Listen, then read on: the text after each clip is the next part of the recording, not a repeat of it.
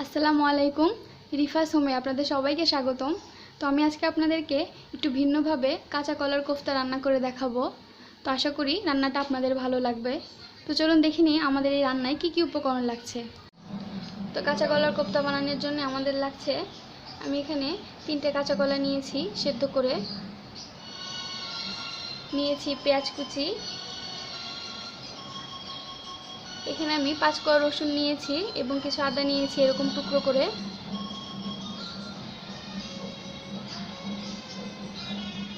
লাগছে গোটা ধনে,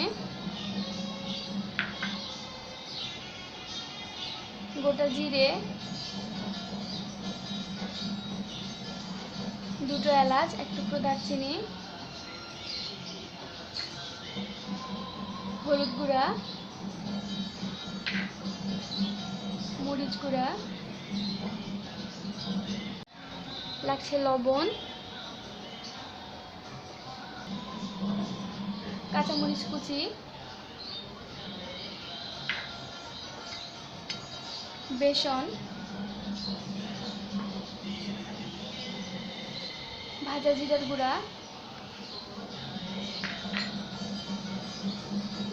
শুকনো মরিচ, আমি এখানে 3টা শুকনো মরিচ নিয়েছি, তেজপাতা,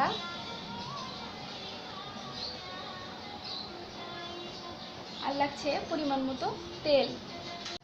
তো প্রথমে আমি ধনে, জিরা এবং শুকনো মরিচ একটু শুকনো তাওয়ায় ভেজে নেব।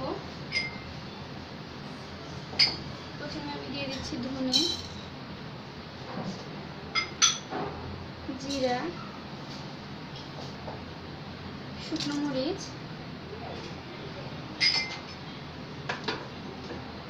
এবং দারচিনি, এলাচ, এগুলো আমি একটু হালকা করে ভেজে নেব। এগুলো ভাজা হয়ে গেছে, এবার আমি এগুলোকে একটা পাত্রে উঠিয়ে নেব। এবার আমি কড়াইয়ে সামান্য একটু তেল দিয়ে দিলাম। এবার আমি তেলে যে গোটা রসুনগুলো রেখেছিলাম সেই রসুন এবং আদা টুকরোগুলো দিয়ে দেব।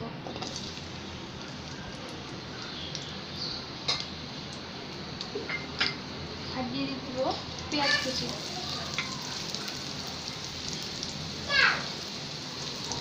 এবার আমি এই আদা, রসুন এবং পেঁয়াজ কুচি হালকা একটু ভাজবো।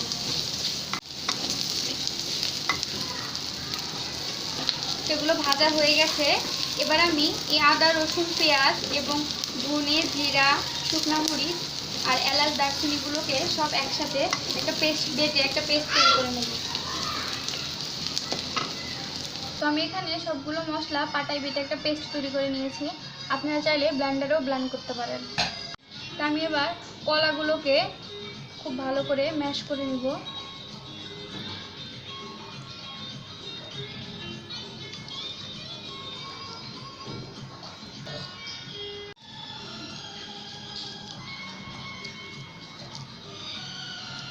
তো আমি এবার এর মধ্যে দিয়ে দিচ্ছি পেঁয়াজ কুচি,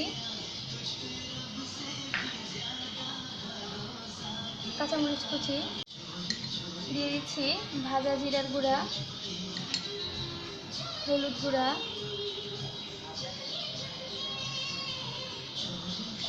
দিয়ে দিচ্ছি মরিচ গুঁড়া, দিয়ে দিচ্ছি স্বাদ মতো লবণ,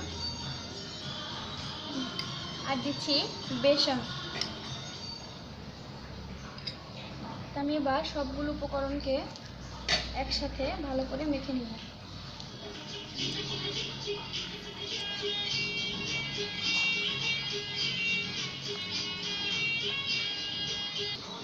আর একটু বেসন দিব।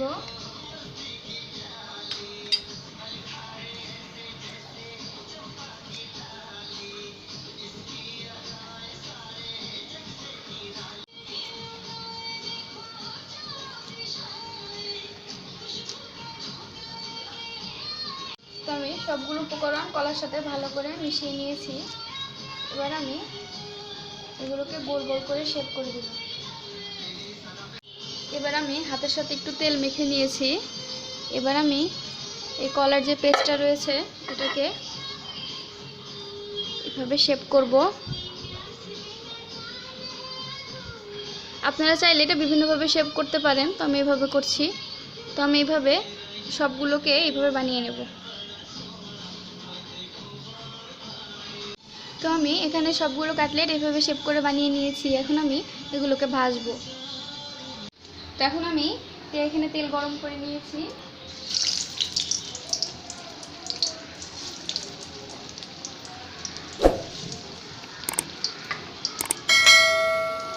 বাদামি করে ভাজবো। ওকে উল্টিয়ে দেব। আমার এক পাশ ভাজা হয়ে গেছে।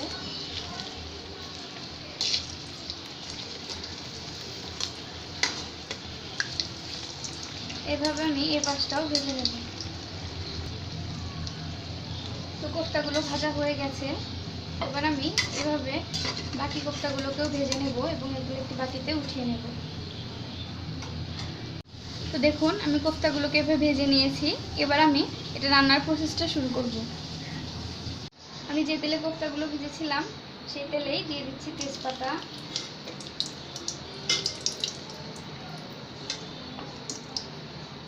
তেজপাতাটা একটু ভাজা হয়েছে।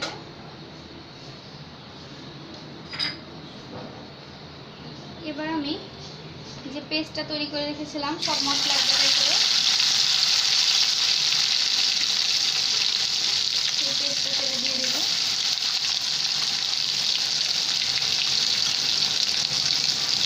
একটু পানি দিয়ে দেব।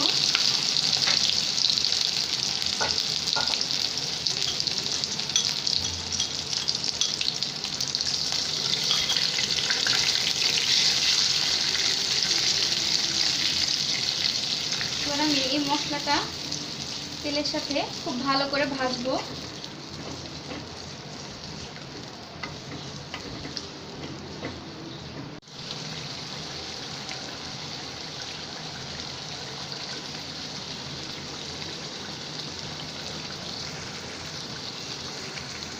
তো মশলাগুলো ভাজা হয়ে গেছে। এবার আমি দিয়ে দিচ্ছি পানি।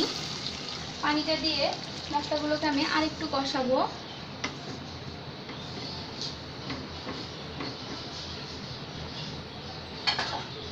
আমি চুলার জালটা একটু বাড়িয়ে দিচ্ছি। এবার আমি মশলাগুলোকে ভালো করে কষিয়ে নেব।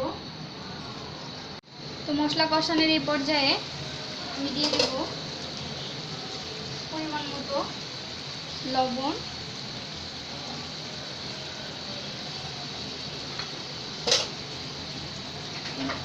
দিয়ে দেব হলুদ গুঁড়া।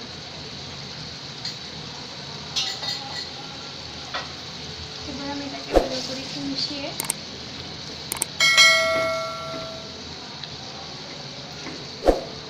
আবার এটাকে 2 মিনিটের জন্য ঢেকে দেব। তো দেখুন আমার মশলাগুলো খুব ভালোভাবে কষানো হয়ে গেছে।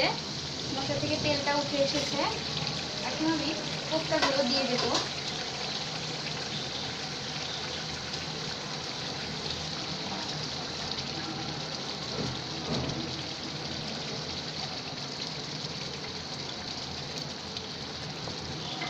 কোফতাগুলো দেওয়ার পরে এটাকে আমি 2 মিনিটের জন্য লো আঁচে ঢেকে দেব, যাতে মশলাগুলো কোফতাগুলোর মধ্যে খুব ভালোভাবে ঢুকে যায়।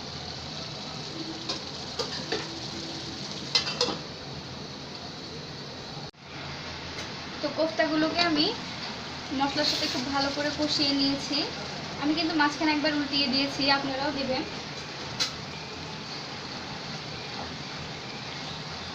তো আমি এবার ঝোলের জন্য পানি দিয়ে দিচ্ছি। আমি খুব একটা বেশি পানি দেব না, কারণ এই কোফতাটা মাখা মাখা খেলেই ভালো লাগে।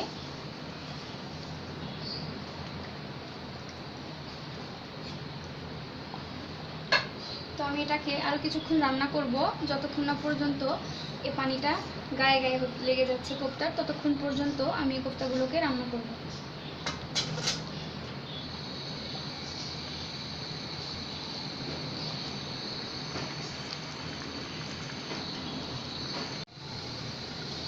তো আমার কোফতা রান্নাটা হয়ে গেছে। আমি এখন দিয়ে দেব ভাজা জিরার গুঁড়ো,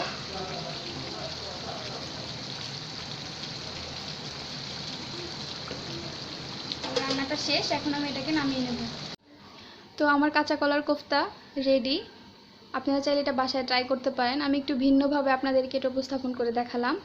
তো আশা করি আমার ভিডিওটি আপনার ভালো লাগবে। যদি আপনাদের ভিডিওটি ভালো লাগে তাহলে অবশ্যই আমাকে কমেন্ট বক্সে জানাবেন এবং আমার চ্যানেলটিকে লাইক করবেন, শেয়ার করবেন এবং নতুন নতুন ভিডিও পেতে অবশ্যই সাবস্ক্রাইব করবেন। আল্লাহ আপনাদের সবাইকে ভালো রাখুক, ভালো থাকুন, সুস্থ থাকুন। আল্লাহ হাফেজ।